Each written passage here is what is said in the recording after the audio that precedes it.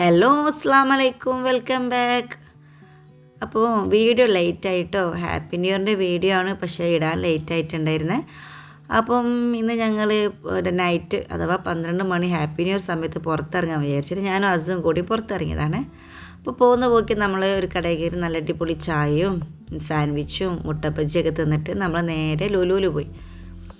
ലുലുവിൽ പോകാൻ കാരണം എന്ന് വെച്ചാൽ എന്നോട് പറഞ്ഞ് ജാസിക്ക് പറഞ്ഞ് എന്തോ വാങ്ങിക്കാണ്ടെന്ന് പറഞ്ഞിട്ടാണ് എന്നെ കൊണ്ടുപോകുന്നത്. പക്ഷെ ഞാൻ സംഭവം അറിയില്ല.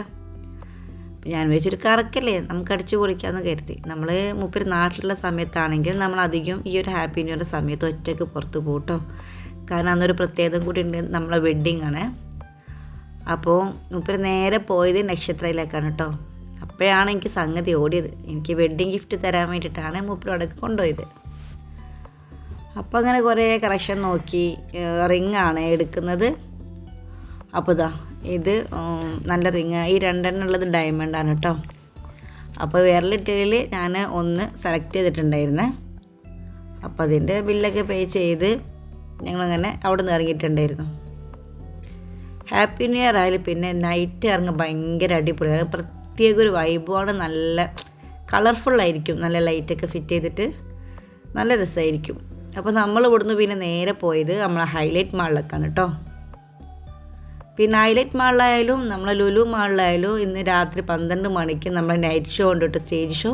അത് സെപ്പറേറ്റ് പ്രൈവറ്റ് ഹാളിൽ വെച്ചിട്ട് നമ്മൾ ടിക്കറ്റൊക്കെ വെച്ചിട്ടുള്ള ഒരു പരിപാടിയാണ്.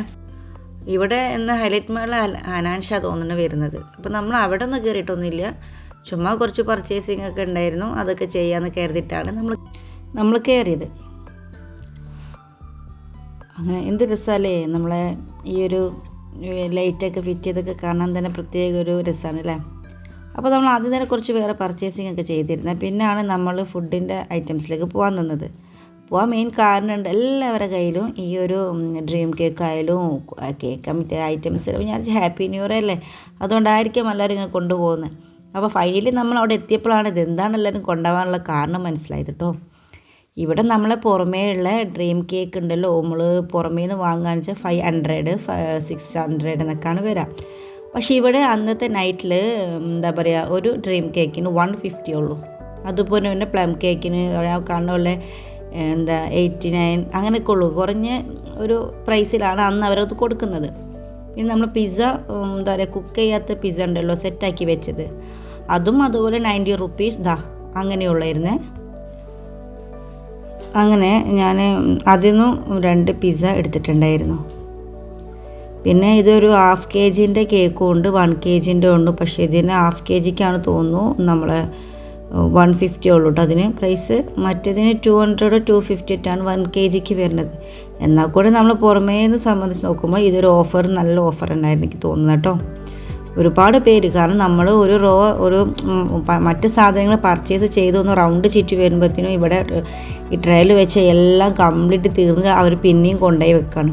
അത്രത്തോളം ആൾക്കാരത് വാങ്ങുന്നുണ്ടായിരുന്നു കേട്ടോ. പിന്നെ അതുപോലെ തന്നെ നമ്മൾ കഴിക്കുന്ന സെപ്പറേറ്റ് റൈസൊക്കെ ഉണ്ടല്ലോ, മന്തി, അൽഫാം, പിന്നെന്താണ് അങ്ങനത്തെ ഫുഡ് ഇപ്പം കഴിക്കാൻ പറ്റുന്ന ഫുഡ് ഐറ്റംസ് ഒക്കെ ഉണ്ട് കേട്ടോ അവിടെ. അതൊക്കെ വെച്ചാൽ ഒരു ഗ്രാം കണക്കിനാണ് പൈസ പറയുന്നത് അവർ. 100 ഗ്രാം 200 ഗ്രാം ഫ്രൈഡ് റൈസിനായാലും മന്തിക്കായാലും അതുപോലെ അൽഫാമിന്, പിന്നെ ബട്ടർ ചിക്കൻക്ക്, അങ്ങനത്തെ എല്ലാത്തിനും കേട്ടോ. അങ്ങനെ പിന്നെ അതൊക്കെ നമ്മളങ്ങനെ വാങ്ങി നമ്മൾ വിചാരിച്ച് ടൈം ആയിട്ടില്ലല്ലോ, അപ്പോൾ പിന്നെ നമുക്കൊന്ന് വീട്ടിൽ പോയിട്ട് കുട്ടികൾക്ക് ഈ ഫുഡ് കൊടുക്കാമെന്ന് വിചാരിച്ചിട്ടുണ്ടായിരുന്നേ. അവരെയും കൊണ്ട് പുറത്ത് പോകുന്നില്ലല്ലോ, അപ്പോൾ ഒരു ടെൻഷന്.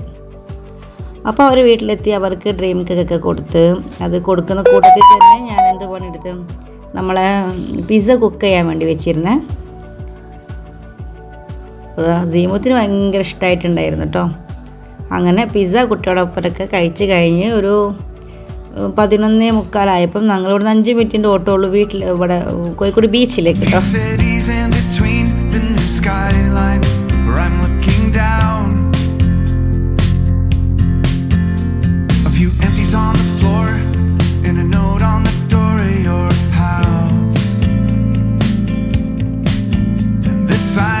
Reminds me of what's left behind.